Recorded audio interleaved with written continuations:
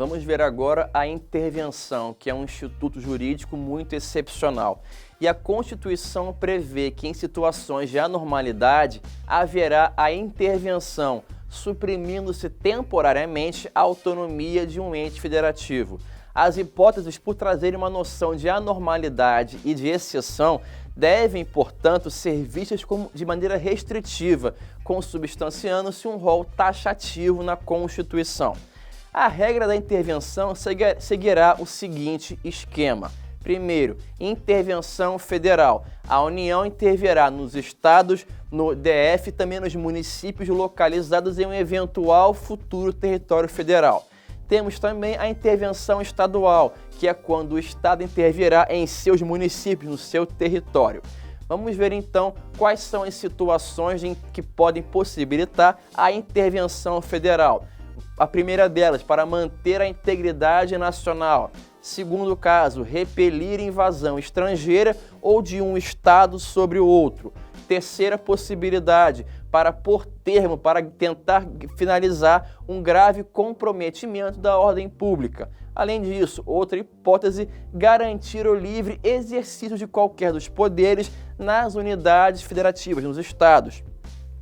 Outra situação que permite intervenção é para reorganizar as finanças da unidade que suspender o pagamento da dívida fundada por mais de 2 anos consecutivos, salvo motivo de força maior, e também aqueles estados que deixarem de entregar aos municípios receita tributária que está fixada na Constituição dentro de um prazo previsto em lei.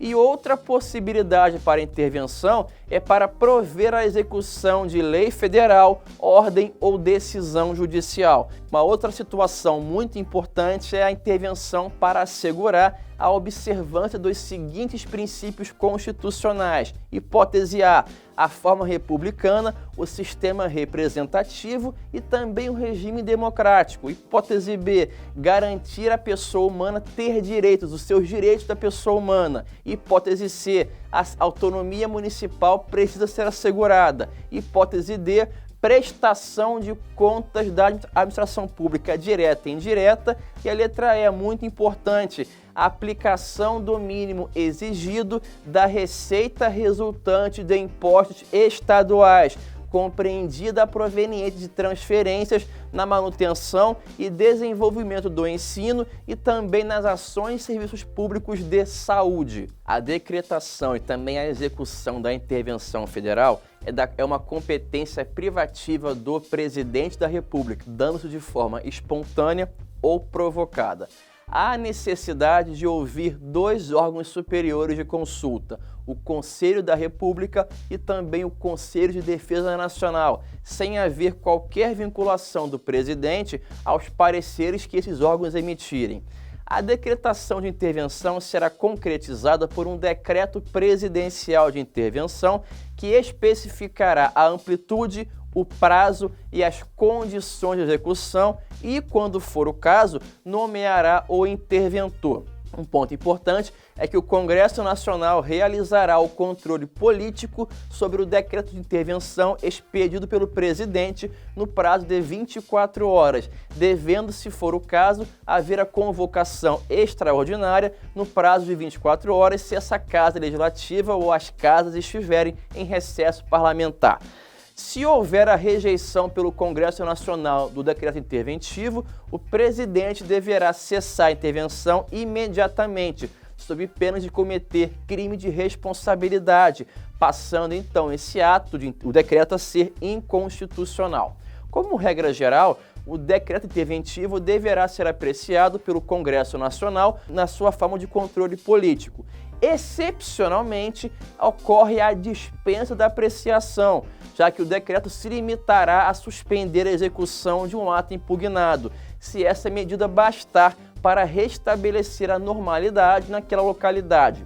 As situações em que o controle político é dispensado são as seguintes. A primeira delas, para prover a execução de lei federal, ordem ou decisão judicial. A segunda situação, quando houver afronta aos princípios sensíveis da Constituição, que estão previstos no artigo 34, inciso 7º. as hipóteses de intervenção estadual e federal nos municípios localizados em territórios federais estão taxativamente previstas no artigo 35 da Constituição. Vejamos então quais podem ser os motivos. Primeiro deles, se deixar de ser paga sem motivo de força maior por 2 anos consecutivos a dívida fundada. Segundo motivo, não forem prestadas contas devidas na forma da lei. Terceira possibilidade, não tiver sido aplicado o mínimo exigido da Receita Municipal na manutenção e no desenvolvimento do ensino e nas ações de serviços públicos de saúde. Uma quarta possibilidade é se o Tribunal de Justiça do Estado der provimento a uma representação para assegurar a observância de princípios indicados na Constituição Estadual ou para prover a execução de lei, de ordem ou de decisão judicial. A decretação e execução da intervenção estadual é de competência privativa do governador do Estado, por meio também de um decreto, que especificará também a amplitude, o prazo, as condições de execução e, quando for o caso, a situação, nomeará o interventor. A Constituição estabeleceu que o controle político será feito pelo Legislativo, devendo esse decreto de intervenção ser submetido à apreciação da Assembleia Legislativa no prazo de 24 horas, assimetria com a intervenção federal. Na hipótese de não estar funcionando a Assembleia, haverá convocação extraordinária também no prazo de 24 horas.